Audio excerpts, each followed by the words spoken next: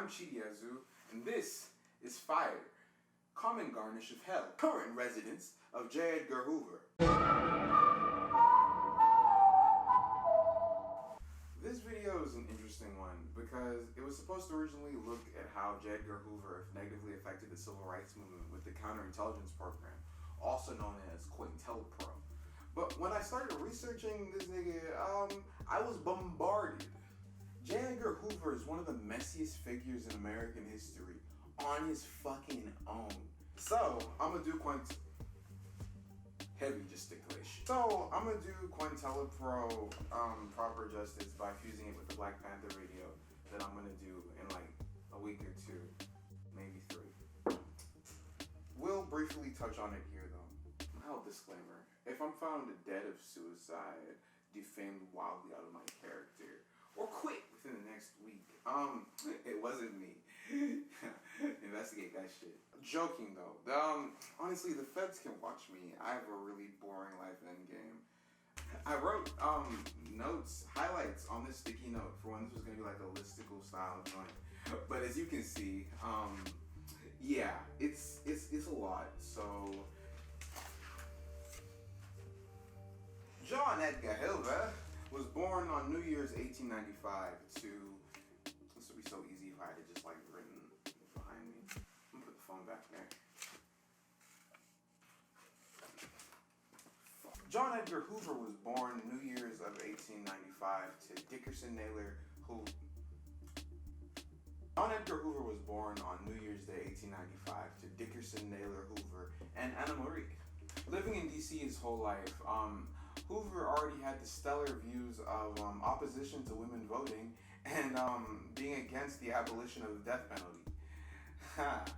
What a champ. You see, much like beloved Avatar The Last Airbender character, Uncle Iroh, John Edgar Hoover derived his power from tea. And his first experience getting tea was at a job at the Library of Congress when he was 18. But he would quickly turn from Iroh to Ozai, citing this as when he learned that information is power. Shit. Hoover would go to college, get a degree, and then go to work for the Department of Justice, getting a job at the Bureau of Investigation. The past life of the Federal Bureau of Investigation. The feds. The G-men. You know, the suited cops. Working his way up to being director of the Bureau, Hoover crossed off 2 things from this sticky note. McCarthyism. Hi, I'm Chidiazu, and I'm here to tell you about McCarthyism. Communism was a political ideology held by the Soviet Union and spread through Europe in the 20th century like wildfire. U.S. politicians looking to stop that, well, politicians, generals, people of authority looking to stop that, went buck fucking wild. They started questioning people with any dissenting views to capitalism to please step kindly into this jail cell. That's called motherfucking or out of the country, if they were lucky. All these efforts to drive communist sympathies led to degradations of human and constitutional rights. It was a fucking mess. And firing all the women when he got the job. I paused there, that was weird. Oh, I need to also cross them off phonetically. Oh, let's see, let me get my coolest pen. Fuck, none of my cool pens are out. I'm gonna do it in front of you. Yeah, this was not gonna work. Okay, let's just. Should've just said sexism. Firing all the women was the first thing. I thought that was goofy as shit. Fucking dummy. Every winning team on Earth has women on it. Not even on some feminist shit. But yes, on some feminist shit. Look it up. Honestly, his career going forward is just him building a bunch of intel on all kinds of people, from like local activists to sitting fucking presidents. Anyone who disagreed with Hoover would end up on the Fed's shit list. Hoover's tactics would range from as wild as defamation of character, like the time he told President Kennedy that MLK was trying to have a civil rights orgy right before his march on Washington. Hot. Nothing is sexier than a Black Life Mattering. To straight up fucking murder. Bang da dang. That feels inappropriate because I'm about to talk about a murder. Fred Hampton, spokesperson for the Black Panther Party, was killed by the Chicago Police Department during a COINTELPRO operation. Sounds kind of familiar, huh? While Hoover was in charge of the FBI, they sent a letter to MLK asking him to kill himself. which honestly is why I even know that they shady asses exist. Good job. This letter was threatening MLK to kill himself, claiming they had proof that he was a barbarous hypocrite.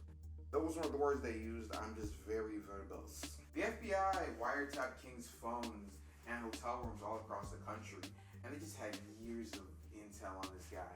And they've been pushing back the declassification date of this shit so long, I had to actually stop and ask myself, why do I want to hear it? Like if it drops next week, I'll listen, but like,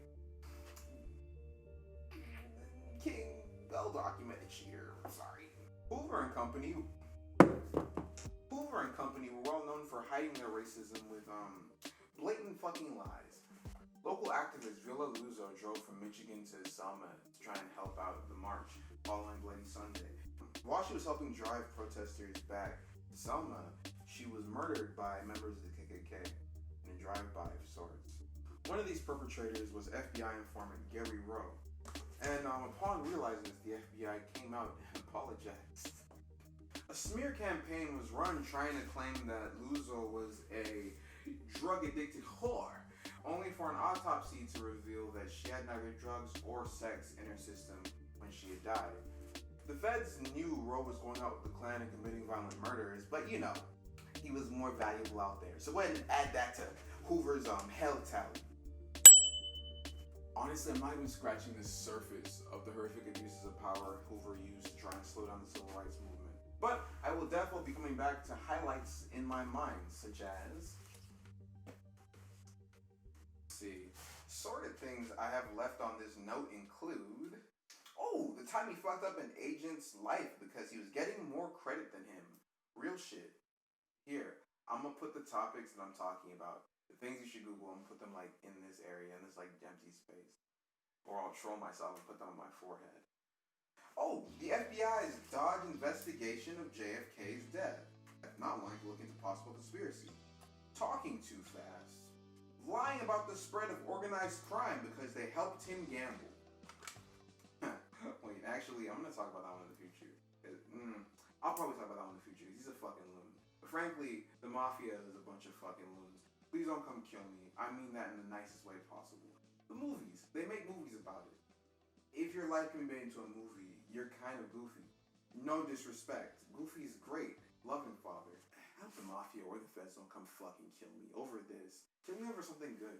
Investigating President Johnson's assistant wholly to chase rumors of his being gay, while he himself was heavily accused of being a closeted bisexual.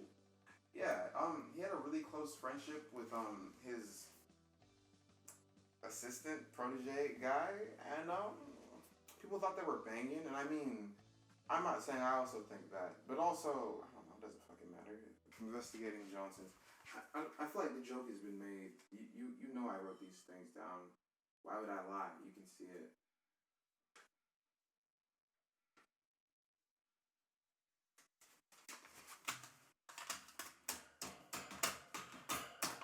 Edgar Hoover was a classical lawman who sought to protect American ideals by breaking those laws and those ideals right in half.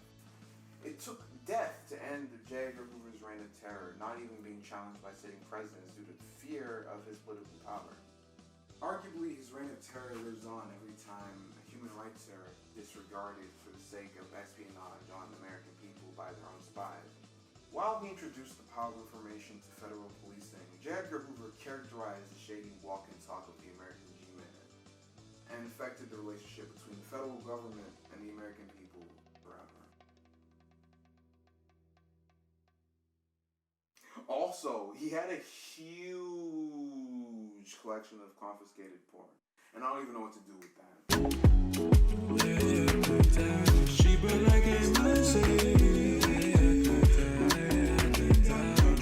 Hey guys, thanks for watching. I appreciate you. I love you. Maybe. I'm sorry. I have to be more selfish with my love. Black Panther Quintellepro sequel video to this is probably going to come out not next Thursday, but the Thursday after. My next video is probably... I'm kind of embarrassed. My next video is defo going to be about the Beatles song Strawberry Fields Forever. Random, I know. I don't give up. I wanted to make a video about how that song was made. I like the song a lot, and I looked into how it was made. and it's kind of crazy. Anyway, see you on Tuesday. Yeah, fuck Edgar Hoover. Me and all my homies hate Edgar Hoover.